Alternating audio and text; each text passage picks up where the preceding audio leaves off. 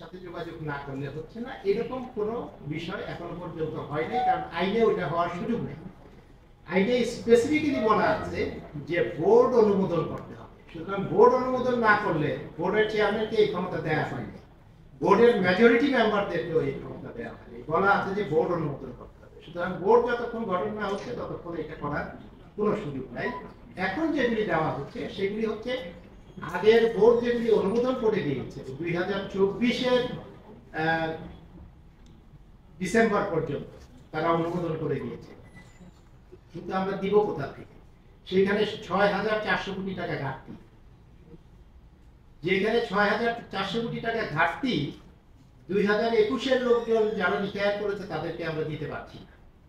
যে কারণে আপনারা দেখেছেন যে এইবারের বাজেটে আমরা অনেক অর্থ বিভাগের সাথে অনেক জ্ঞান ব্যবহার করে 3,000 কোটি টাকার আমরা 2,000 কোটি টাকার বন্ড এইবার আনতে পেরেছি।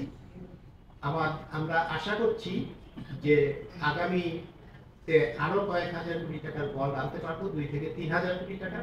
তাহলে আমার প্রতি বছর যে ইয়ারলি ঘাটতি থাকে 500 কোটি টাকা, সেই ঘাটতিটা পূরণ হবে। এর অতিরিক্ত হিসাবে আমরা চেষ্টা করছি যে এই ব্যবস্থাটা খুব একটা কার্যকরী ব্যবস্থা না, কারণ ক্রমান্বয়ে অবসরপ্রাপ্ত শিক্ষকের সংখ্যা বাড়ছে, কিন্তু তারা যে কন্ট্রিবিউশনটা করে, এখন 10% তারা কন্ট্রিবিউট করে তাদের বেতনে, কিন্তু that is also not enough. তাহলে কি সবসময় আমরা এই ঘাটতি নিয়ে চলবো?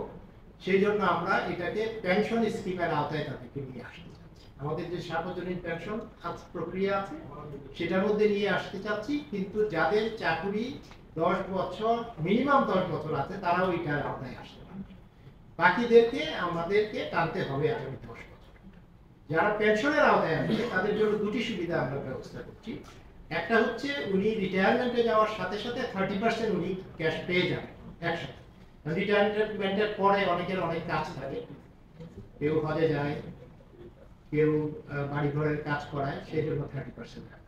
বাকি সে যেই প্রতি মাসে যে পেনশনটা পাবে সেটা যেন কোনোভাবেই 40,000 টাকা কম না হয়, এবং 15 বছর যদি তার মিনিমাম পেনশন লাইফ থাকে তাহলে উনি যে 15 বছরে যেই টাকা পাবেন সেটা এখন উনি যেই টাকা পেতেন তার চাইতে কোনোভাবেই কম যেন না।